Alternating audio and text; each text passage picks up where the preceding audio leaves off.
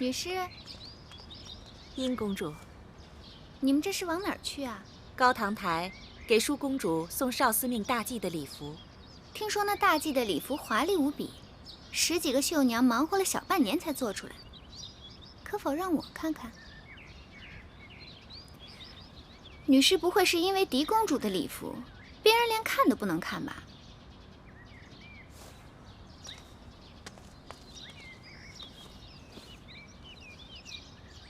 好漂亮啊！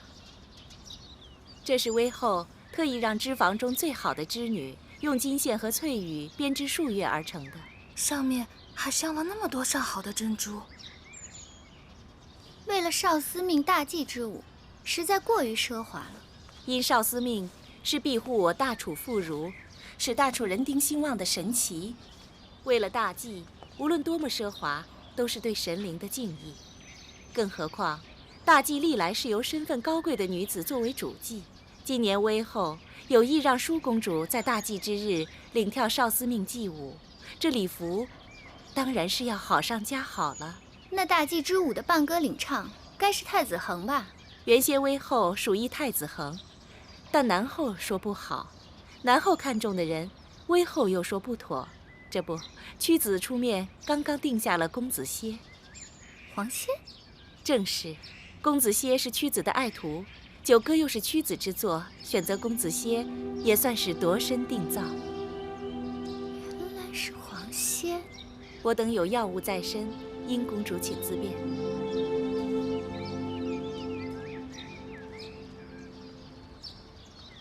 听说这次大祭，秦王和郢都的许多贵公子们都要来。舒公主若穿上这件礼服，领跳少司命祭舞，不知道要让多少公子王侯神魂颠倒、辗转反侧呢？这话说得太早了。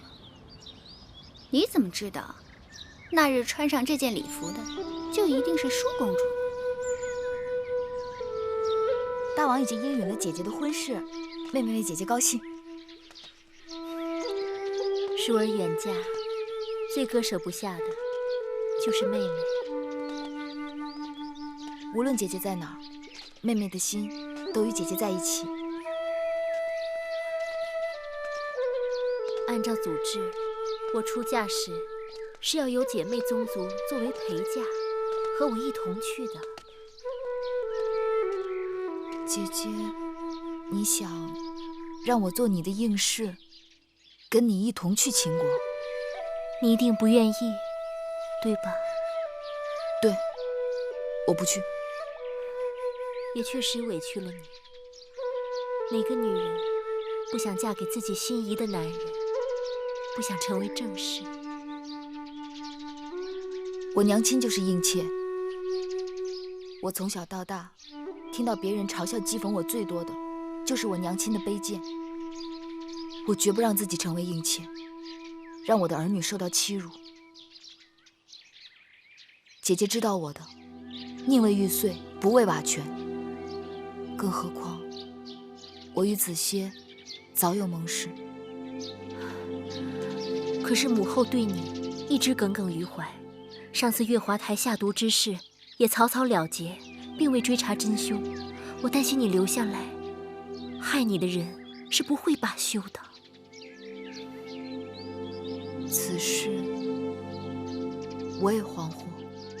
惶惑何人害你？惶惑他为何一定要害我？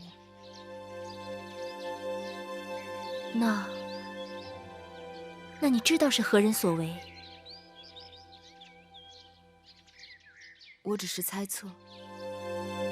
姐姐对我如此之好，我真的情愿不是她。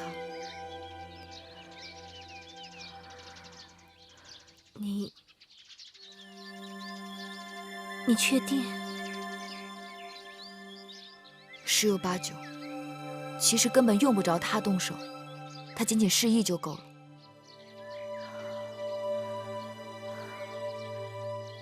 这可怎么是好？姐姐可知，芈月的娘亲和抚养芈月的举姬，曾与微后结下嫌隙，对此姐姐也应当有所耳闻。可这是上辈人的恩怨，与你有何干系？上辈人，你恨他，恨我娘亲。说恨，伤你的心；说不恨，伤我的心。可她毕竟是我的亲生母亲，是你的母后。看在我们姐妹情分上，原谅她吧。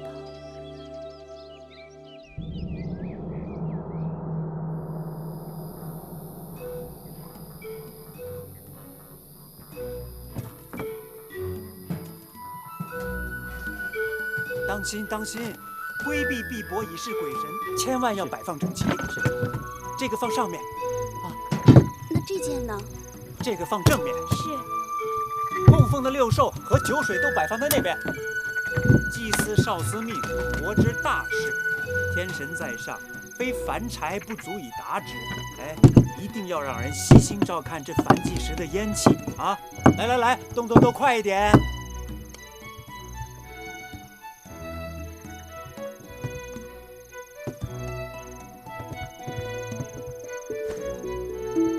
皇公子，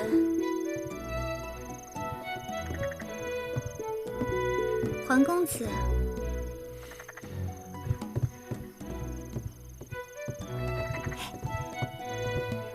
月儿，舒公主，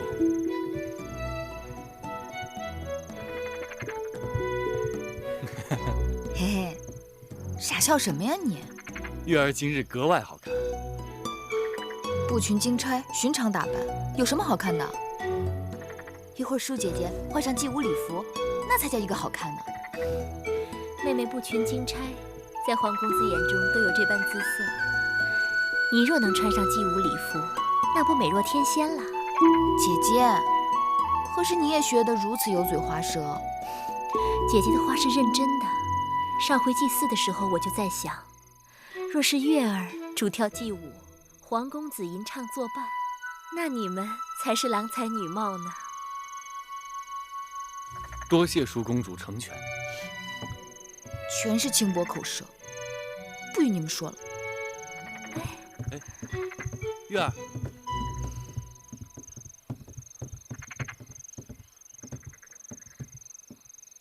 其实他心里是有你的。皇歇只是想讨个今日的彩头，祭舞之后，恳求大王把月儿许配给我，望少司命庇佑，天遂人愿。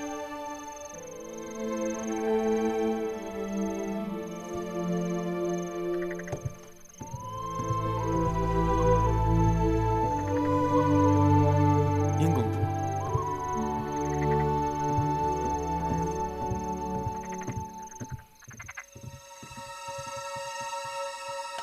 殷公主，这壶中便是公主要的北域雪梨酒。这公主答应的酬劳，这是宫中最好的羊脂玉，你等平日是见不到的。公主也别小看了奴婢，这酒也是稀罕物，性寒烈，夏日里少饮可解暑，多饮却会腹痛，千万不可贪杯啊！好了好了，本公主知道了。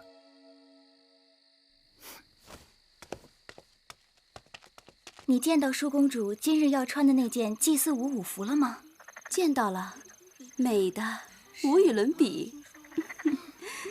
姐姐，刚才你与子歇说了些什么？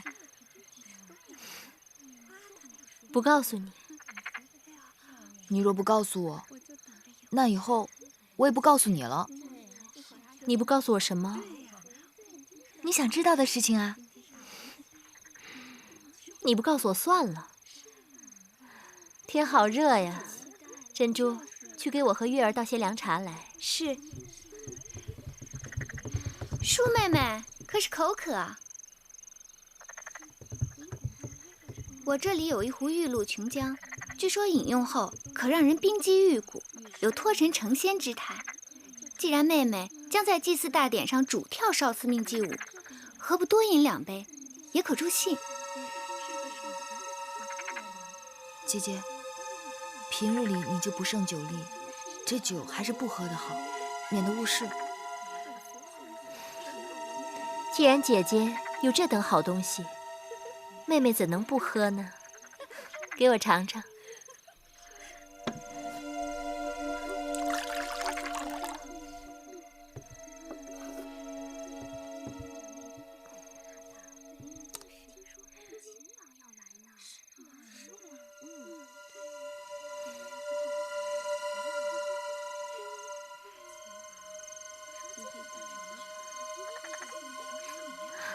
真是甘甜如蜜，清凉入骨啊！这么好的东西，你们可不能跟我抢啊！再来一杯。姐姐，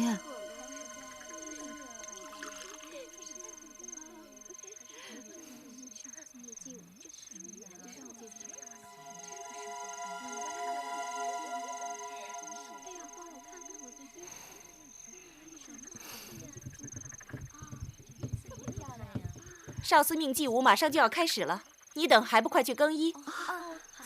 可不是，时辰不早了，再不更衣来不及了。走吧，姐姐。更衣吧。哎呀，怎么了？哎呀，舒妹妹，不知怎的，我这肚子有些绞痛。快坐下，姐姐，我给你揉揉。怎搞的？莫不是中了暑热，或者岔了气？不知道。哎呀，这疼一阵一阵的，怕是一时半刻好不了了。那怎么办啊？舒公主还要领跳少司命祭舞，身体不适，这可怎好啊？是啊，献舞少司命，万人瞩目，千万耽误不得。女士要早做打算啊。若是舒公主不能领跳，那只好临时更替啊。眼下能顶替舒公主的只有……女士说的有理，能顶替舒儿献舞的就是月公主了。啊，我不行，我不能跳。月儿，舒公主这话当真？私下里，月儿曾帮我许多次，她其实跳得比我还好。你真的和舒公主一起练过？我是练过，但我不行。月儿，我不能跳。舒妹妹此言不妥。祭祀少司命是何等大事，芈月从未接受过女师指点，草率献舞，亵渎神灵。献舞少司命，讲的是一个诚字。有些人心里不干净，即便献舞，少司命也不高兴。既然舒公主力荐，那就试一试。你现在就跳给我看。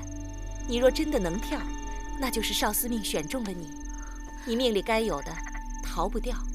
今日由少司命判定的事，最妥不过。女师，芈月向来忤逆，微后若知晓此事，定不会答应。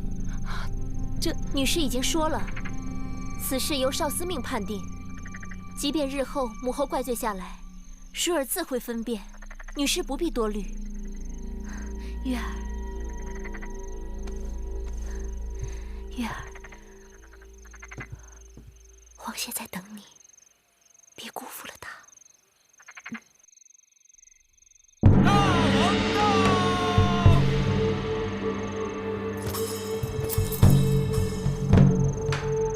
秦王到！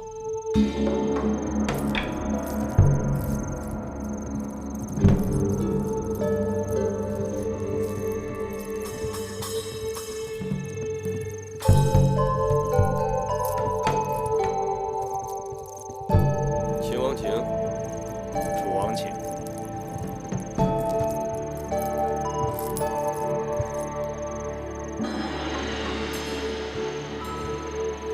坐。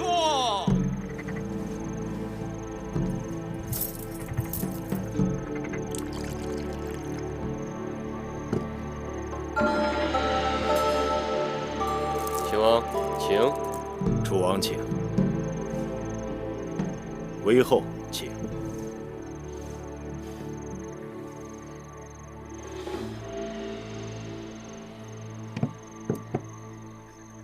秦王，那少司命的祭舞就要开始了。今日歌乐鼓舞同鸣相召，以屈子的九歌祭祀少司命，极光凤羽别具匠心。秦王可知道今日祭祀之舞领舞之人是谁？是谁？正是寡人的贤妹舒公主。舒公主领舞，好。早闻楚国歌舞美轮美奂，本王今日应楚王之邀，能一睹其真颜，也是大幸。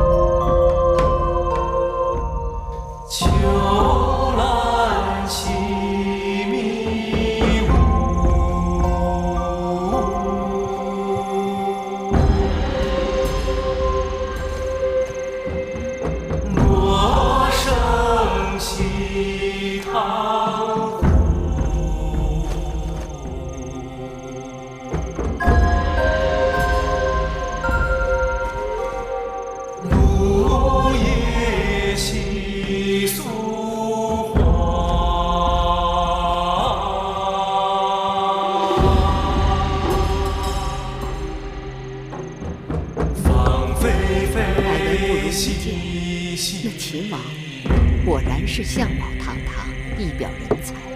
为后好眼力，舒公主未来的郎君一定是万里挑一的。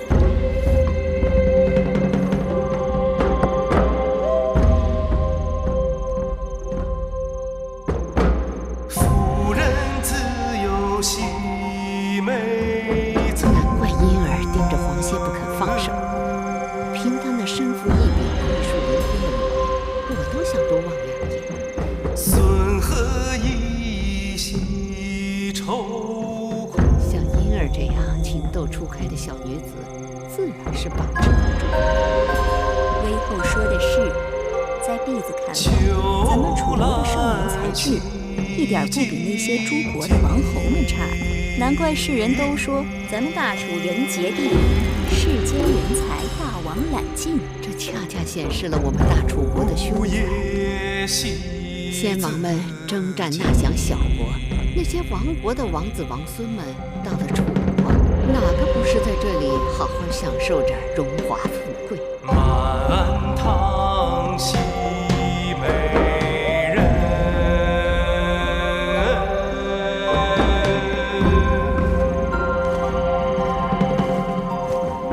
孤独郁郁西牧城。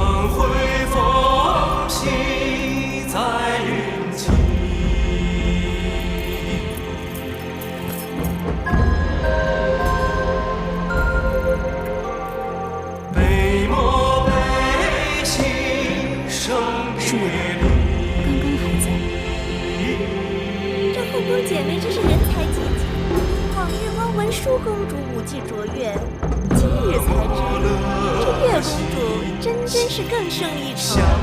大王，您说呢？啊，是不错，的确跳得不错，婀娜多姿，宛若仙子。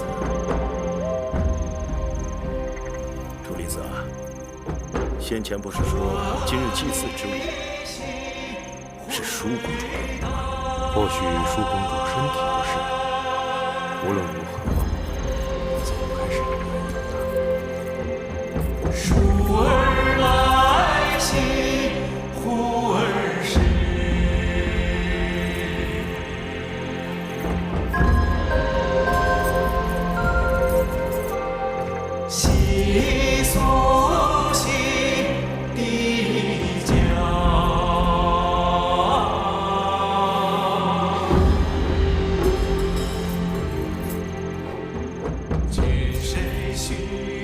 斯里森，芈月这个丫头，平日里看起来男孩子似的豪爽，今日呢，恍惚换了一个人。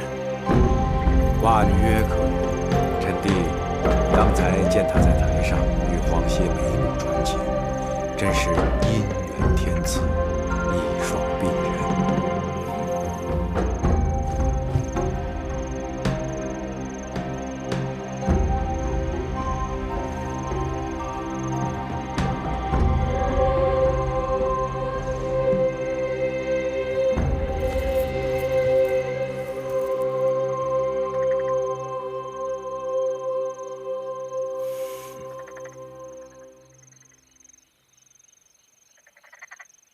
金玉之声，天籁之美，本王今日果然大开眼界。今日是舒公主与秦王的定亲之日，载歌载舞，正应了大吉大利之兆。请。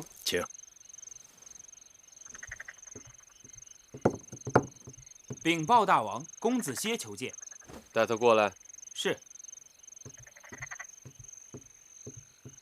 公子歇为何求见？秦王大约不知，这是我大楚的风俗。少司命是楚国幸运之神，掌管婚配、子嗣、祸福。往年给少司命献歌献舞的金童玉女，都可以来向本王讨个赏赐。哦，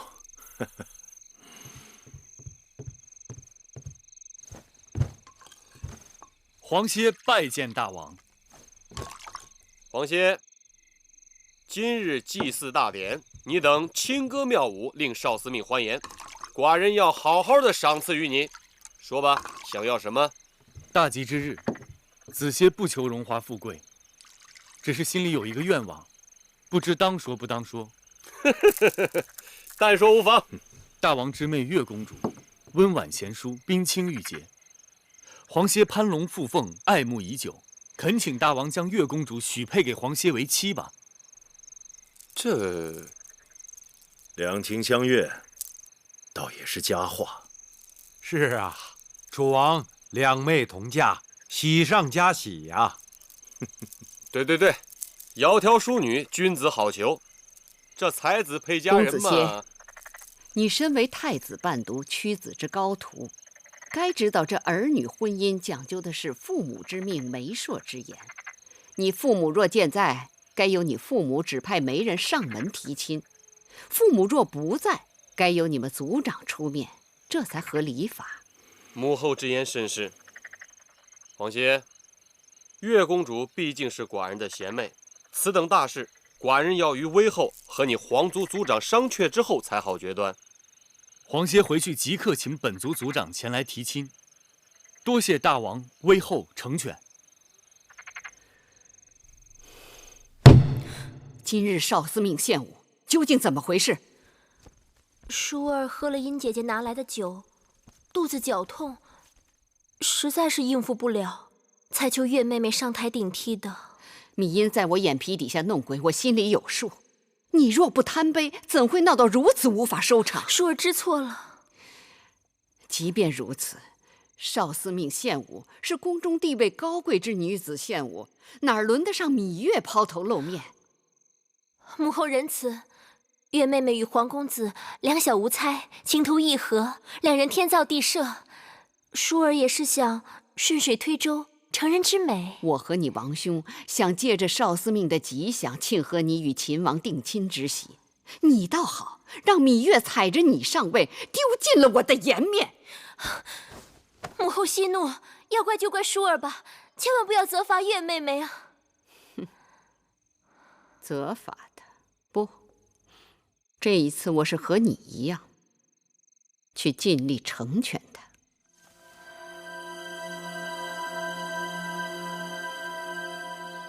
寡人看母后今日的精气神儿比往常好些。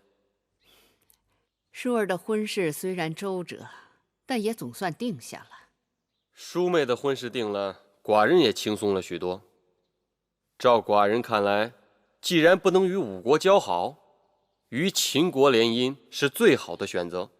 两个大国强上加强，这也省去了与那些个小国打交道的繁琐和啰嗦。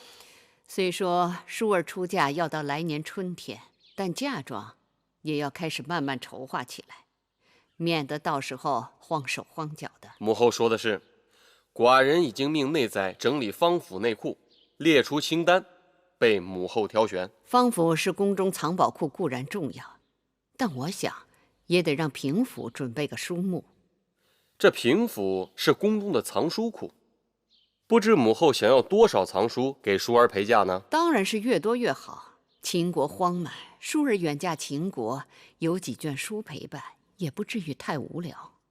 好，那母后放心，寡人尽力去办就是。母后也真是想得开，自己的宝贝女儿偷偷与别人相好了，这口气说咽就咽下了。寡人已经答应了秦王的婚事，母后即便心里不愿意也是无法了。或许寡人把淑妹的嫁妆筹划得更加丰厚些，母后能开心。母后打算给米叔什么陪嫁？珠宝玉器、藏书、整套的器乐，还有妓人和幽人。整套乐器？那是大套还是小套？若是大套，那就包括64件青铜编钟，24件青玉编磬，加上大鼓、小鼓、琴瑟、鱼箫、巫都、箜篌等，那就得200-300件。还有那奏乐、歌舞的妓人、幽人，那也得好几百人。这也太过分了吧？这怎么能说过分呢？淑儿是母后的心头肉，多些陪送是应当的。我楚国又不是拿不出来。永乡令那里统计出要陪送多少人了吗？景昭两家各出1名族女为应妾，每个人最少有10多个侍从侍女。至于淑儿的陪嫁陪官，加上女官及家眷，还有奴仆600人，兵丁1000人，侍女600人，内侍300人，再加上奴隶3000人，还有那妓人和幽人，这样算下来，总数怕是过6000人了。亏得余志有限，否则母后还不得把楚国1半的人口都送过去？寡人只有这么一个王妹，楚国也只有这么一个嫡公主，自然排场要大一些。还有4000个送嫁的兵丁，把淑妹送到了边境就回来。这么算起来，那得1万多人。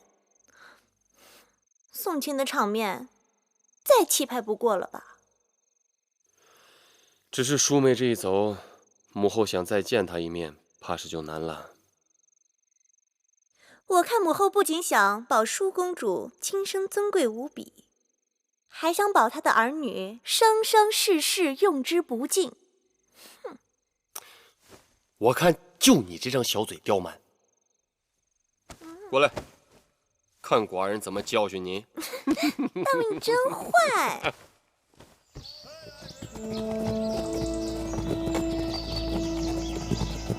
张子随寡人离开楚国，下一次回来不知何年何月了。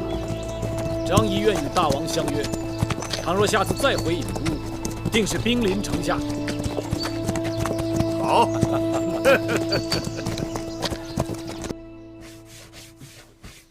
叶儿，姐姐，你这个人啊，都回到自己房间了，能不能歇一会儿啊？自小忙碌惯了，你让我老闲着，弄得我手脚都不知道往哪儿放了。好歹你也是个公主，能不能学着使唤别人啊？从小到大没使唤过，还真不会呢。那将来你要嫁人了，要那些下人丫头干什么？谁说我要嫁人了？还嘴硬。前2日是哪位公子在祭祀少司命大典上向月妹妹求婚的？好啊，是姐姐。你淑公主、月公主，公子歇在殿外求见。果真灵验，说谁谁就到了，快让他进来。是。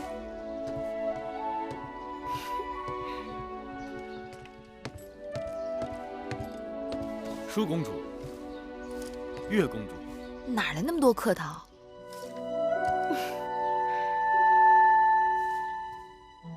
近几日你好像清瘦了不少，又犯傻气。珍珠，快去烹茶。是。你来找我有何事？怎么一早就过来了？是微后召我来高堂台的。皇族族长已经向大王提了亲，大王也有了允婚的意思。我猜想，威后定是叫我来说赐婚的事儿。真的？所以我马上来告诉你一声。这下可好了，以后有公子歇照顾妹妹，我这也放心了。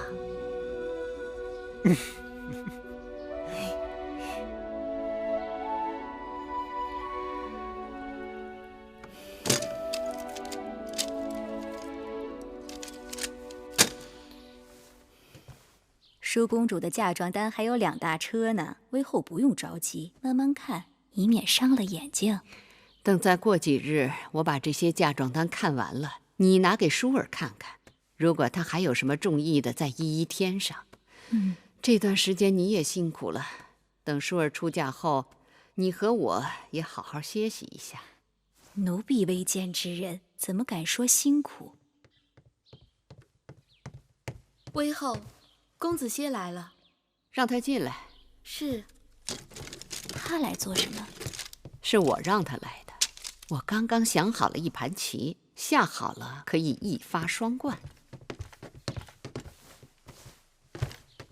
皇歇拜见威后。免礼。皇歇，你长大成人了，你可知道你还在孩童时，我就在你们族长的怀抱里见过你。那时我看你古貌淑清，我就断定你将来必有相陀之才。威后过誉了。如今你的文才武略已经快赶上你的师傅屈原屈夫子了，可见我看人一向很准。春秋时，鲁国的叔公武公也说过：“子贡贤于孔子。”而子贡说：“若是拿宫墙来做比喻，我的宫墙只有尖头一般高，别人过来都可以看到里面的一切；而孔夫子的宫墙有数仞之高，若不得其门而入，便看不到里面宏伟的宗庙和华美的宫殿。子歇与屈夫子正合此喻。”年轻人难得如此不矜不发。皇歇，你可知我今日让你来是为何事？子歇猜测，不应仅仅是家常闲话。是家常，但不是闲话。君子正心修身，还要齐家治国平天下。公子歇乃是楚国栋梁之才，如今也到了成家的年纪。子歇已为此事焦虑数日。那日祭祀大典，子歇已向大王提及亲事，望大王和威后开洪天之恩，成全子歇。你何苦那么惶恐？你父母早亡，男大当婚，我和大王自会为你做主。谢威后。按理说，你向公主提亲，须行6礼，那纳采问名就算了，但纳吉一定要做的。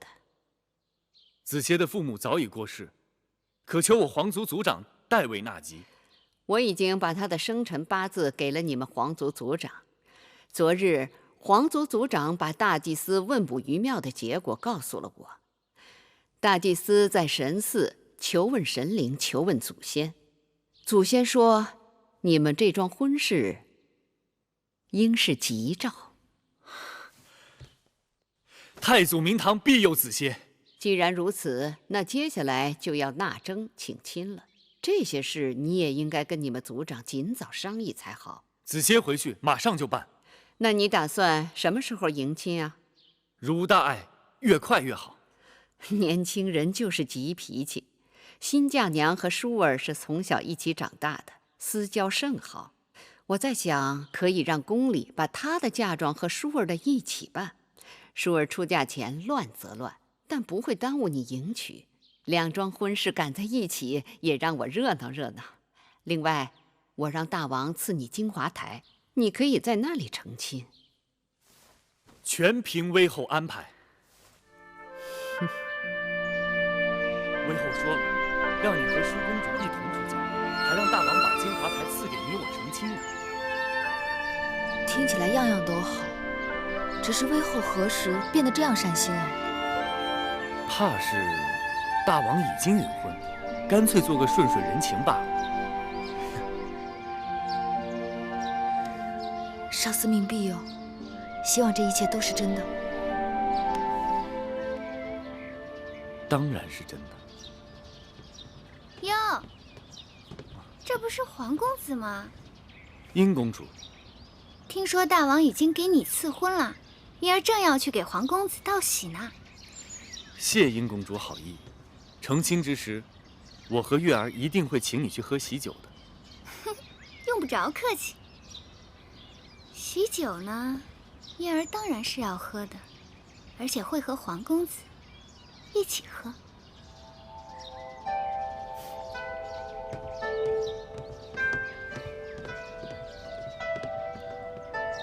他言语古怪，这是何意？不要理他。走。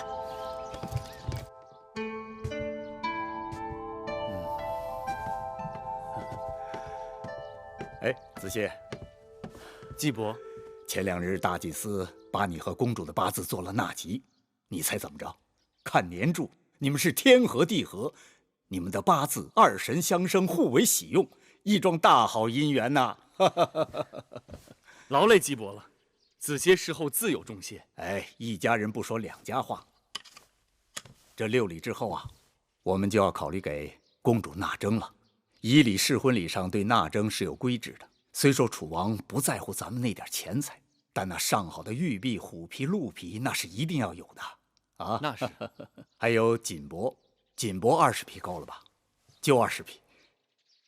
接下来我们还要赶紧的禀于有司，告于乡老，好好操办这件事。不对，这八字不对，季伯，公主的生辰八字有误。怎么会？这是宫里送来的，字字金玉，板上钉钉，不会有错的。月公主是癸未年生人，而这上面是壬午年生人，日子时辰都不对。什么月公主？你手里拿的是殷公主的八字，你可不要乱讲啊！殷公主？哪个殷公主？季伯，我要娶的是月公主，芈月。哎呦，威后让大王赐婚的可是殷公主，不是什么月公主。你当着威后的面可是答应了这桩婚事的。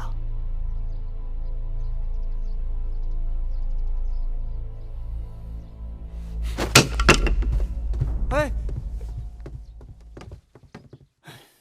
公子，不要拦我！我要见威后！我要见威后！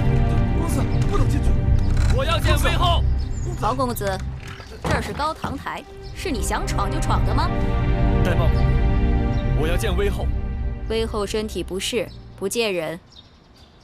有件事我要见威后问个明白。该知道的你都知道了，回去吧。威后身为后宫之母，你要给黄歇和月公主一个交代。这人真是疯了，把他赶出去。我要见威后。公子，走吧。威后，我要见你。威后，放开我！放开他！我来了。威后心里清清楚楚，黄歇倾心于月公主，可却言语含糊，偷天换日，这是为什么？打一开始，大王和我给你赐婚的就是殷公主，至于那芈月，是你自己一厢情愿，与我无关。我和月公主两情相悦，我向大王求婚的时候说得清清楚楚，我非月公主不娶，月公主非我不嫁。威后仁慈，切莫毁了子歇的姻缘。你的意思是，芈月背着大王和我，早与你私定终身？这是王室之辱，大逆不道。威后误解，黄歇和芈月的婚事，大王早已应许，为何又突然变卦？王室之婚从来都是父母之命，媒妁之言。殷公主贤淑貌美，嫁与你是你的福气。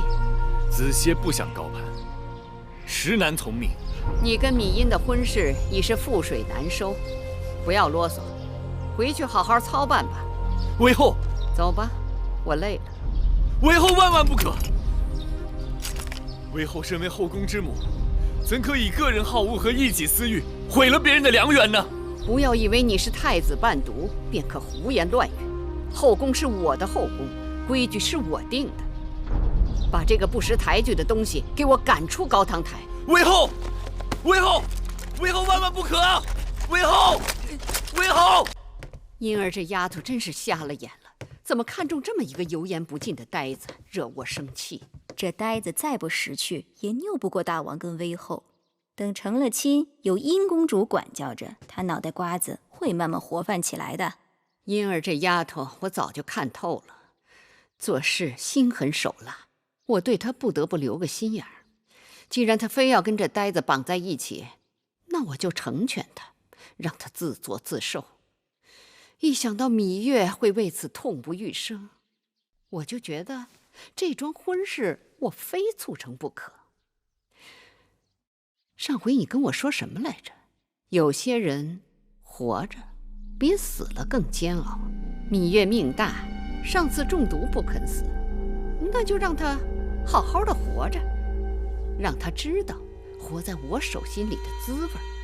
可那黄公子不肯罢休，是得想个法子把那书呆子看紧，免得他再生出事端来。妹妹，别太难过了。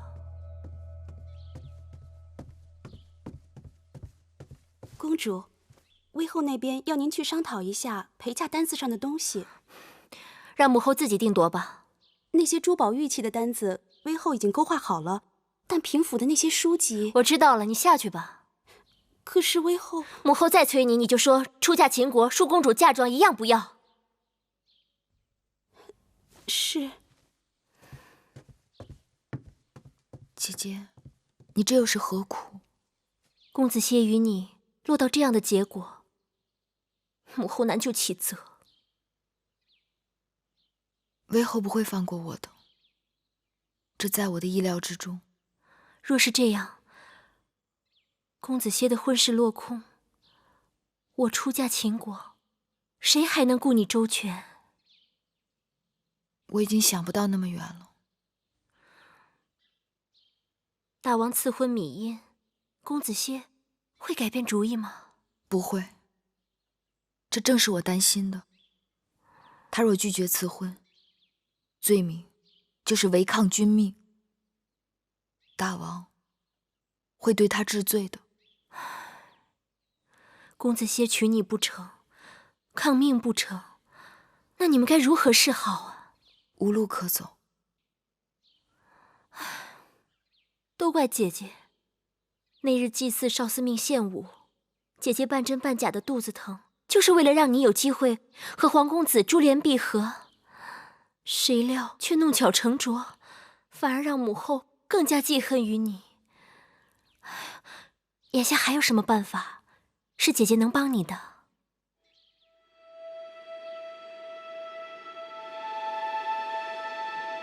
姐姐若愿意帮我，就找个万全的地方，让我再见子歇一次。好，姐姐来想办法。多谢姐姐。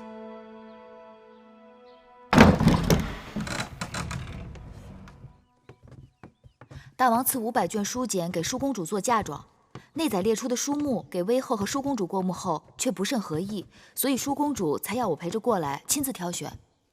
月公主说的是，根据楚国之历来规矩，给公主做陪嫁的这些书简，不能是孤本，只能是抄录本。不然的话，公主这一陪嫁过去，咱楚国不是少了一些典籍吗？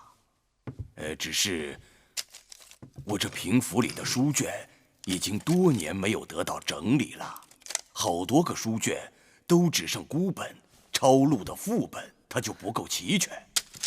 你说这临时要找这么多的抄录本，哪儿去找啊？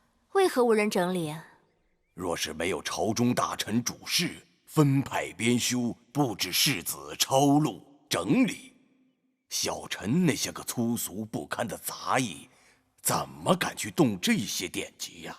好了好了，带我周围看看吧。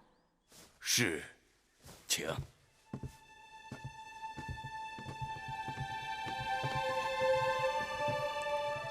快去吧。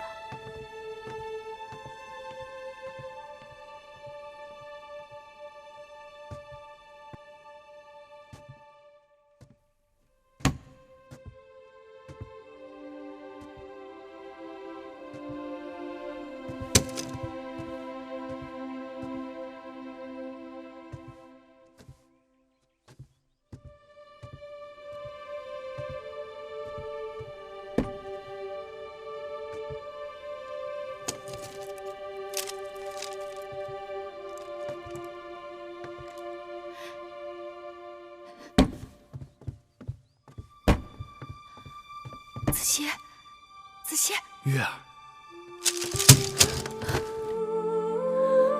子歇，我好怕，我怕我再也见不到你了。我也怕。在这宫里，魏后一手遮天，我真的怕她再伤害你。那我们该怎么办啊？顶多以死抗婚。你我均不为死，奈何以死拒之？鱼死网破，只怕正好合了有些人的心思。我想，魏后尽管赐婚，但她困不住你的手脚。你可以逃婚，可以跑。对呀，既然眼下楚国宫中佞臣当道，我不如干脆藏之隐身，跟你一起跑。可是这宫里重重铁壁，魏后的耳目把我看得很紧。我就算能逃出宫，咱俩结伴相行，只怕连郢都的城门都没有出去，就要被他们抓回来了。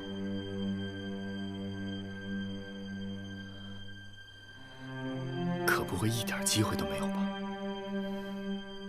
机会总会有的，让我想想。这几日，我都会以帮舒姐姐整理出嫁书籍为名到平府来，你我可以在这里碰头。好。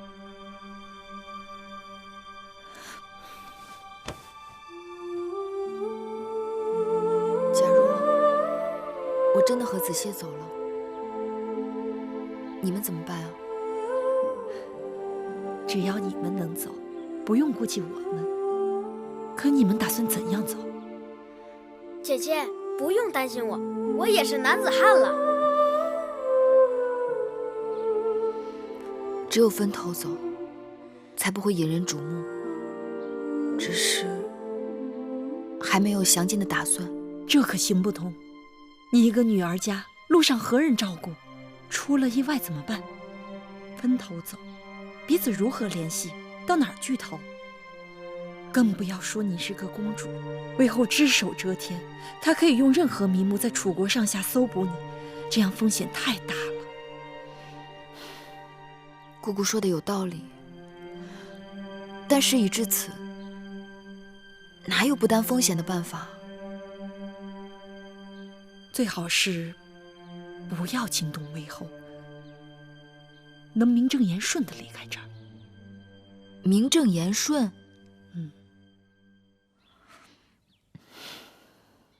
只怕很难。你们要抓紧时间誊写啊！是。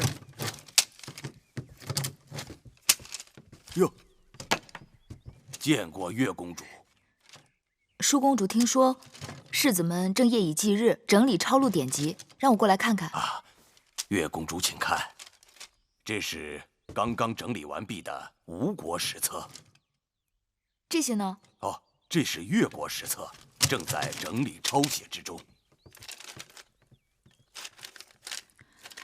凡是作为舒公主陪嫁书籍，要让人先着手去做。那是自然。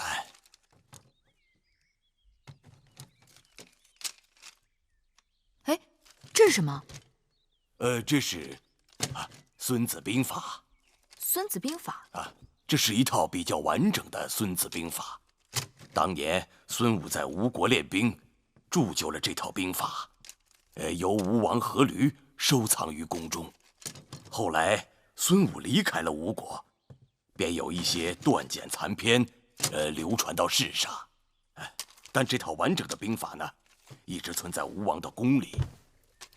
后来越王勾践灭了吴国，那么这套兵书也就藏于越国，直到先王灭越，才将这套完整的兵书收藏于我楚国的宫中。既然如此珍贵，为何扔在此处无人问津？是啊，当年先王在的时候，是想找人来整理这套兵书，可是没过多长时间，还没来得及动手，先王就驾崩了。大王继位的这些年，一直无人问起这套兵书。幸好舒公主的陪嫁书中没有这套兵书，要不然又得要多少人来誊写，忙手忙脚的，那也来不及呀。兵者，国之大事，生死之地，存亡之道，不可不察也。故经之以武士，教之以纪，而索其情。一曰道，二曰天，三曰地，四曰教，五曰法。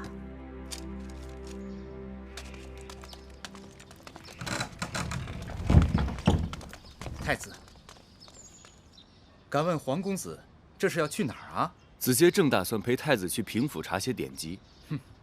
大王有旨，公子歇与殷公主大婚在即，威后特赐金华台给公子成婚，所以请公子即刻进入金华台，以安心料理婚事，闲人不得入内打扰。请吧。慢着，公子是我的陪读，此事我要去与父王商榷。太子，威后要小的传话，说是公子歇的事与太子没有干系，还是不要趟着浑水好，安心在南薰殿读书吧。公子，太子，无妨。请吧，公子。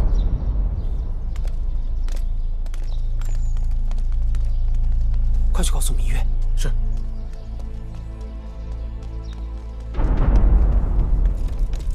月公主，月公主，月公主，黄公子被威后以筹备大婚为名，已经关进金华台了。关进金华台？包括太子在内，没有大王和威后的命令，任何人不得进入。那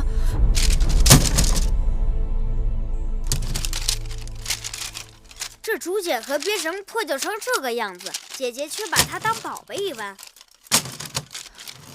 这是《孙子兵法》，天下孤本，看起来不起眼，却是真正的宝贝。兵之行，避实而击虚。水因地而滞留，夫兵行向水。水之行，必高而趋下。这哪句连着哪句啊？蓉儿念的不对吧？应当是夫兵行向水，水之行，必高而趋下。兵之行，避实而击虚。水因地而滞留。知道了，知道了。水因地而滞留，兵因敌而制胜。故兵无常势，水无常形。能因敌变化而取胜者，谓之神。对呀，说得好。什么说得好？能因敌变化而取胜者，谓之神。子歇被关进金华台，该是暂时性命无恙，但说明威后仍不肯对我们有一丝一毫的放松。这几日我一直在想“名正言顺”这4个字。舒姐姐曾提议要我做她的应试，陪嫁去秦国，我没有答应。现在想来，只要能离开楚国，那便是海阔天空了。对呀，不如先假意赞同，让舒公主去睡阮魏后那边。魏后若肯放手，你就可以名正言顺地离开楚国，你和黄公子就有了逃脱的希望。只是这筹划要不要告诉舒公主？还是先瞒她一阵为好。少一个人知道，少一份风险。更何况，万一事情败露，我和子歇是死活都豁出去了，但绝不能连累了舒姐姐。妹妹，你真的想好了？好妹妹，这下可好了，姐姐这7上8下的心也算是掉到井底。我知道你一直为你娘亲的身份所困扰，但是你想想，你我毕竟与他人不同，即便你跟我随应，我绝非会把你看成卑贱女子，你我依旧是好姐妹。将来你的儿女就是秦国的公子公主，血统尊贵，一生无忧。姐姐，此刻我就是想离开这儿。什么血统尊贵，一生无忧，我已经顾不上了。不管怎样，你想通了就好。我会去母后处向她挑明此事的。什么？你要芈月做你的陪嫁？你是真的糊涂懵懂，还是故意来惹恼我？母后既然愿意倾其后宫珍宝送淑儿出嫁，为何一提芈月二字就断然回绝？不要问那么多，不行，就是不行。芈月从小与淑儿一起长大，只有她最知道淑儿喜怒哀乐。秦国路途遥遥，若有芈月，也能减少淑儿的思乡之痛。正是因为我疼你，楚国的任何东西我都不会说个不字，但只有芈月，我不能撒手。芈月与黄公子婚事未成，楚宫内外早已议论。既然母后不想让她在楚宫出嫁，那就让她陪我去秦国，也可免了是非与众人的猜疑。不管外人说什么，我主意已定。难道母后一心想让她死在宫中？你是我的亲生女儿，别人说三道四也就罢了，你怎么这般不知好歹啊？恕公主错怪了微后，微后所做的每件事情都是为了公主好。既然是为了淑儿，那就帮淑儿解开心头之谜。从小只知道母后慈爱，对待宫中其他公子公主也恩威并重，宽严有度，为何只有对待芈月如此的刻毒刁难？芈月的娘亲与母后的嫌隙，那是多年之前的事情了。她的娘亲去世，再大的怨恨也该烟消云散。难道连恩怨也要母债子还吗？事情并非像公主想的那样。那是怎样？好吧，既然你非要知道，那我就告诉你，我这么做是有缘由的。芈月尚未出生，执掌司天台的太史令堂妹就预言，芈月是8星出世，4府变，6甲乱，当主天下大变。芈月她从小心机和作为就异于常人，如果真应了堂妹的话，首先受害的便是我的骨肉。所以不管她在哪里，我的眼睛都大大的睁着盯着她，免得她兴妖作怪。她再一日，我就食不知味，夜不能寐。你还要带她走？你太不知道轻重厉害了。母后，所谓堂妹的预言，从一开始就荒诞无稽，母后却偏偏自寻烦恼。芈月从小孤苦伶仃，母后更应该可怜她，年幼丧母，无人疼爱，对她格外开恩才是。却因为10几年前某人的胡言乱语，疑神疑鬼，捕影拿风，这是何苦？我把前因后果都告诉你，如此苦口婆心，你还执迷不悟，你想气死我呀！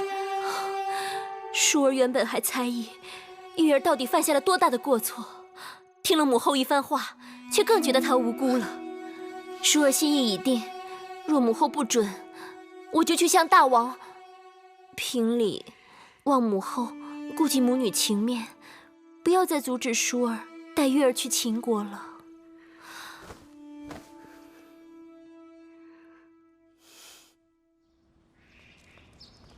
今日我陪舒公主去看嫁妆，那些珍珠宝贝差点把我的眼睛晃瞎了。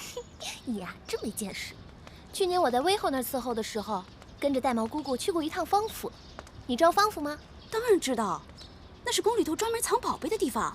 我在那儿看到不少好东西呢。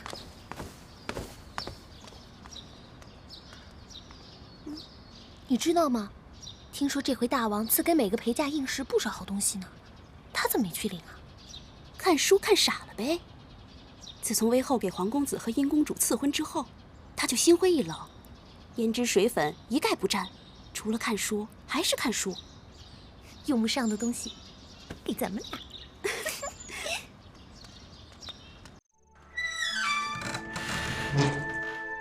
月儿，姐姐来了。我经过你的屋子，看到里面还有光亮，都这么晚了，怎么还不睡呀？我想再看一会儿书。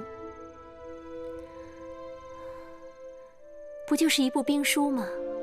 女儿家又不带兵打仗，看它做什么？反正心里头闷着，正好拿它解烦。上次月花台中毒，你的身子一直没有好利落，当心再倒下。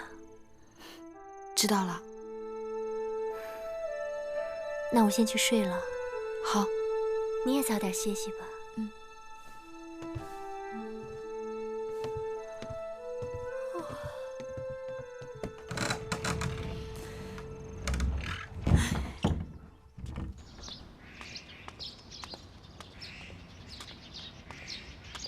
姑姑，何事？我是云梦台的魁姑，听说过些日子皇公子和殷公主就要大婚了，我们做奴婢的没什么好送的，做了些喜饼表表心意。啊，交给我吧。那就有劳了。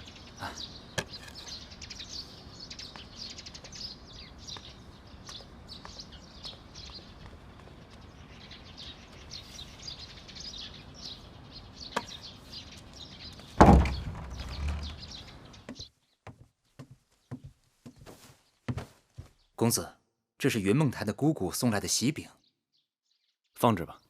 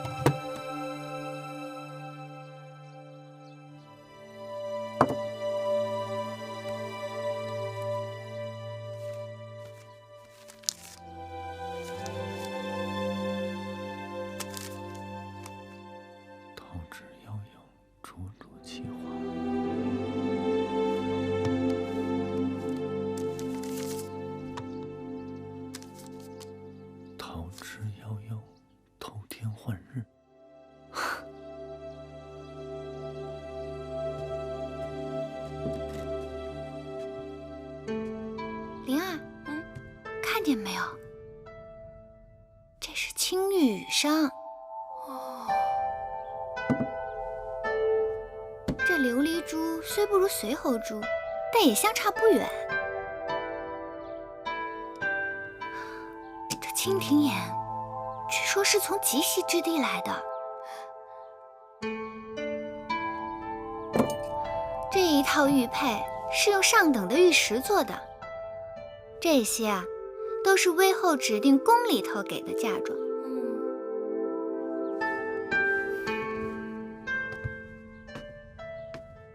你看看这颜色，这犀角杯和这一套八组带钩，分别是用金银铜铁、西域流错8种制材做成，这些啊都是大王赐的。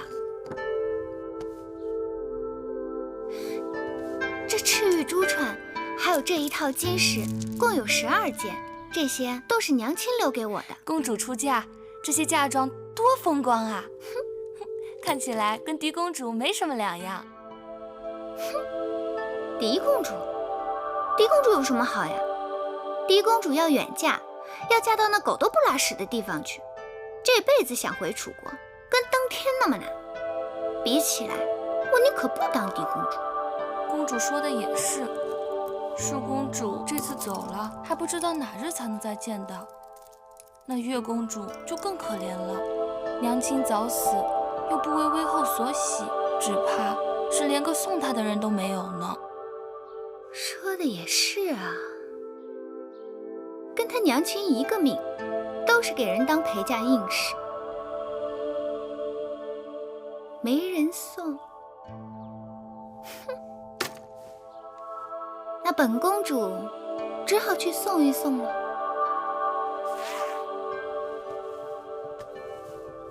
哎呀，月儿姐姐，哎呀，你也真是的，宫里给每个应试都配了婢子和下人一起带到秦国去，你怎么一个也不要啊？月儿不会使唤人，姐姐若喜欢，留下自己用。不说别的，眼下若是有人照应你，这些针线活哪要你亲自操持？这是给蓉儿做的衣裳。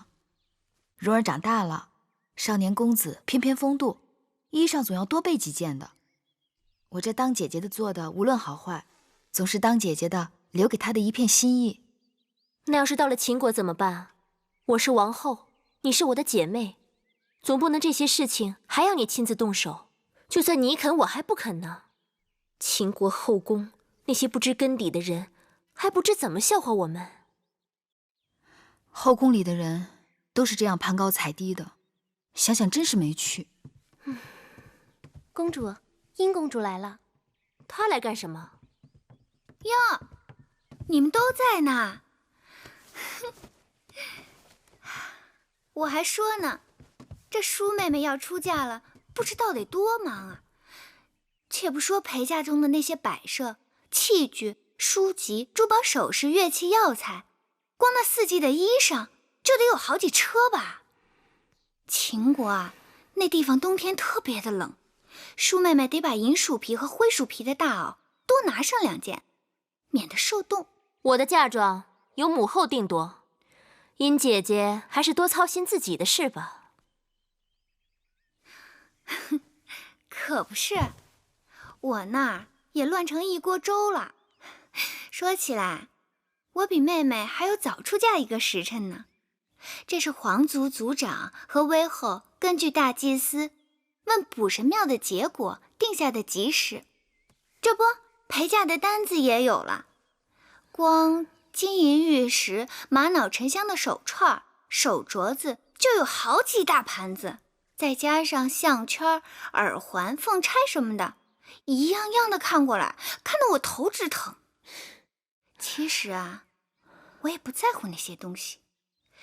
子歇的父母过世早，家里头的事情都是由他们族长做主。皇家在楚国虽然没有过去的花团锦簇，但排场仍旧得撑着。我的嫁妆带过去，还不都是便宜了别人？殷姐姐若没别的事，忙你自己的去吧。没关系，我也是出来散散心的。灵儿，在，帮着珍珠给我碰壶茶去。是。如今啊，我才真的相信，人是天生有命的。像妹妹你，就是荣华富贵，要当一国之后的命。像我呢，就是相夫教子，若夫君能加官进爵，我也就跟着享福的命。可也有的人啊，生下来就是贱，再张狂，也只能跟他娘亲一样，给人当个陪嫁硬士。你说，这老天怎么那么公平啊？珊瑚，你进来。我记得前段日子给舒公主做过不少香丸，你把她找来，用香炉把这里好好熏一熏。是。月妹妹，要不你我一起去园子里走走吧？这屋子里的污秽之气实在是太重了。哎呦，可不是，快走。走，走。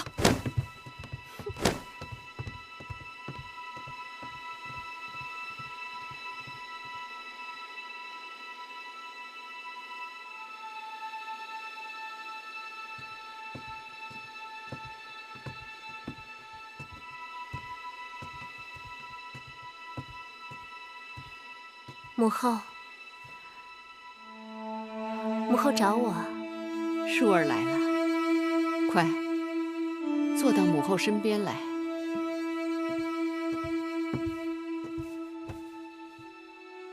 母后方才在想什么？想母后年轻时出嫁的情形。母后当年出嫁的时候，一定是美人儿。女儿家出嫁，衣衫光鲜，满心希冀，哪个不是美人儿？母后当年和你此时是一个样子。半点不知日后为人妻、为人母的苦楚。舒儿感激母后养育之恩。舒儿即将远嫁秦国，那里不似楚国，没有母后和大王为你遮风挡雨，万事都要靠你自己。有些话我不得不叮嘱你。这几日我特别派人去查了一下秦王后宫的情形，你知道吗？秦王之前娶的王后是魏国公主，随王后一起嫁入后宫的，还有她的亲妹妹魏延和她的一个族妹。王后无子嗣，魏延把自己的儿子公子华托付给王后抚养。这位公子华现在在众人眼中已是准太子。去年春天，前王后病逝，魏延已经升为夫人位分，大权在握。我担心你宅心仁厚，到了秦国不是他们的对手。母后放心，秦王已经答应舒儿，要庇护舒儿一辈子。有秦王庇护固然是好，可是靠人不如靠自己，更何况枕边人的话是靠不住的。母后，好了，眼下多说无用。终有一日你会明白母后的苦心。蓉儿再有2、3年就可以分封领地，无论好坏，都可以照顾好你自己和葵姑。小冉，我原本打算把小冉留下的，但郑伯身体欠佳，已无力抚养小冉。我想，我还是把小冉带走吧。姐姐，此去秦国路途遥远，途中一定会遇到许多危险。小冉弟弟的事，还是再想想别的办法吧。小冉不能进宫，可跟着你，你是公主陪嫁，又多有不便。我想，唯一的办法就只有这个了，让小冉跟着我。不可能，我们都知道，小冉不可能进宫的。但我可以出宫，小冉跟着我，我跟着你。裴家应氏都有随从侍女，我随你一同离开楚国，既可以一路照顾你，又可以照顾小冉。那蓉儿怎么办呢？姐姐，别再把我当小孩子。葵姑这法子我赞成。我眼下虽不能为你和弟弟争一块天地，但绝不要你和葵姑再为我操心。再说，云梦台里还有其他姑姑，不怕没人照应。蓉儿的确长大了，懂事了。只是葵姑为我们姐弟已经辛苦了半辈子。我原本打算让葵姑跟着你去养老的，若是跟了我，难免前景险恶，凶吉难卜。不用多说了，跟你走，无论是吃苦还是享福，姑姑都情愿。玳瑁，你跟随我这么多年，忠心耿耿，我和你的情分早已超越了主仆，所以我心里有个打算，一直不忍跟你说。微后要是这么想，就把婢子当外人了。舒儿要出嫁，我心里总是不大放心。她过于天真，心性纯良，要远嫁那虎狼之秦，我担心她不是那些后宫之人的对手。微后是打算找个心腹跟着舒公主去秦国，好助她一臂之力。正是。微后既有此意，玳瑁在所不辞。你真的愿意去？玳瑁从小入宫跟随微后，家人受尽微后恩典与责，婢子的性命都是微后的。只要微后肯放心，婢子一定竭尽全力保舒公主在秦宫平安。有你同去，我在楚宫也能睡几日安稳觉了。其实让你去，我是一举两得。我已经对那贱人做了安排，万一他没死在路上，到了秦国，说不定哪日他会成为舒儿的克星。到那时，就要靠你见机行事了。婢子明白。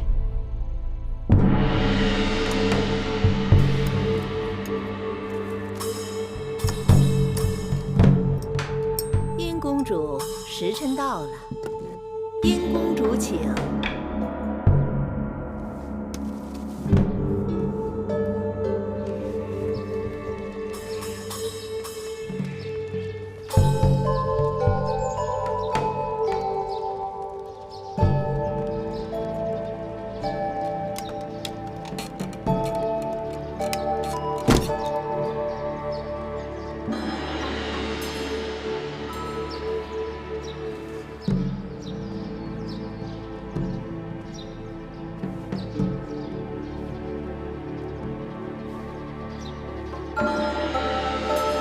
殷公，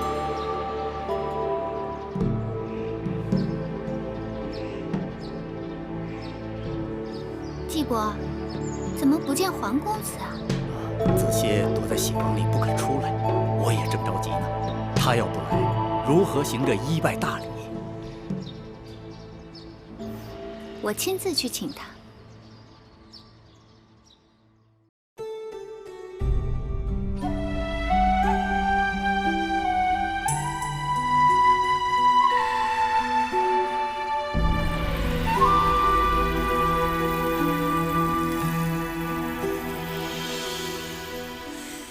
繁星如许，明月如初，前尘往事从何起数？心有情丝万千束，却生得一缕孤独。春花开谢，秋草又枯，盛衰荣辱，如何细数？泥水暖，为谁寒？换不回一人如故。尝尽悲欢离合人间苦，却怎么咫尺天涯陌路？去心诉，痴一度，去情再相负。愿为你凭尽柔情傲骨，望尽相思红颜凋零处。我只愿与你朝朝暮暮，爱如心，恨如骨，生死在